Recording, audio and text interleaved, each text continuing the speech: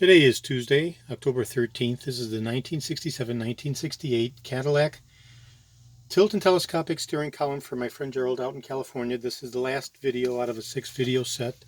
I'm doing a functional validation test just before I ship it. The unit has been spectrochromed on the head cover to give it an appearance consistent with that of the earlier era 1959 to 1966 Cadillacs, where the steering wheels had an abundance of chrome on it. 67 and 68, of course, does not have that, but we've tricked out the head cover to give it this beautiful chrome appearance for Gerald out in California for his car. I've gone ahead and I've connected my levers. I'm going to do a functional validation test and the electrical test here of the turn signal wiring harness, which has also been rebuilt. So the unit has been completely torn apart down to the final screw, as shown in the predecessor videos. All 3 of the bearing sets have been replaced and serviced. The spline shaft, as well as the spherical balls for the tilting, as well as the telescopic neck. Okay, so I'll go ahead and I'll actuate the turn signal. First I'll cancel it out and lift it up, indicative of making a right-hand turn. And I'll go ahead and look for the light bulb to come on. And it does for the right-hand front and for the right-hand rear. And I'll go ahead and cancel out the turn lever and push it down for a left-hand turn.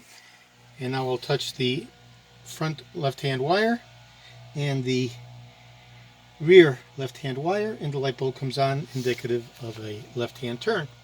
I'll go ahead and cancel it out, and the turn signal cancels back to its neutral position.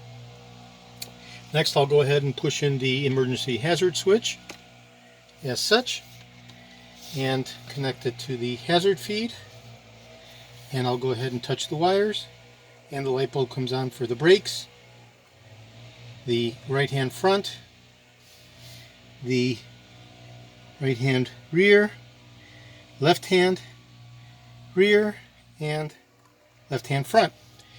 So in the case of the emergency hazard switch, we have both the braking and the turn signal lights all flashing in unison.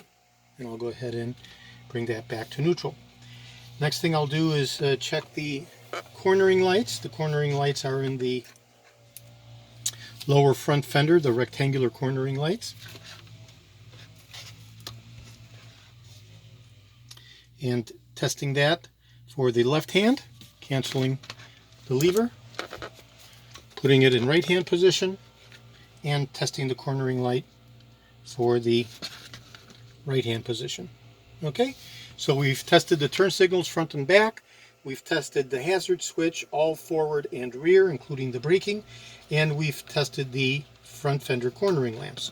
So we have a beautiful, perfectly functioning turn signal wiring harness, which is a unique design specific to 1967 and 1968. So now we've tested all of the electricals, we've shown the telescopic neck, and all that's remaining is the tilt function, and I'll go ahead and show it tilting in full upward position, semi-up, neutral, semi-down, and full down, bringing it back to neutral. Okay, so this is a 1967-1968 Cadillac Deville steering column, suitable for the Deville convertible, specific to the 1-inch diameter 48 spline shaft at the very bottom. This bearing set has been replaced, as well as the bearing set in the center and the bearing set at the top. The spherical balls for the tilting facilitation have been serviced, as well as the telescopic neck has been serviced, as well as the shifting tube and all of the internal ancillary components. So this is George in Florida. I'll be shipping this out to my friend Gerald as soon as I get his okay to ship reply confirmation. I have over 75,000 original vintage 1967 to 1970 Cadillac items in my collection, over 250,000 1959 to 1978 Cadillac items overall. I'm best known for my restoration of the Cadillac steering wheels from 1959 to 1978, including the one-year-only rim-blow steering wheel for 1969 with the wood grain inlay, and my steering columns, the power seat mechanisms, and other critical components that require restoration, such as the instrument clusters, speedometers, and vacuum actuators. This is George in Florida. Today is Tuesday, October 13th. Thank you very kindly.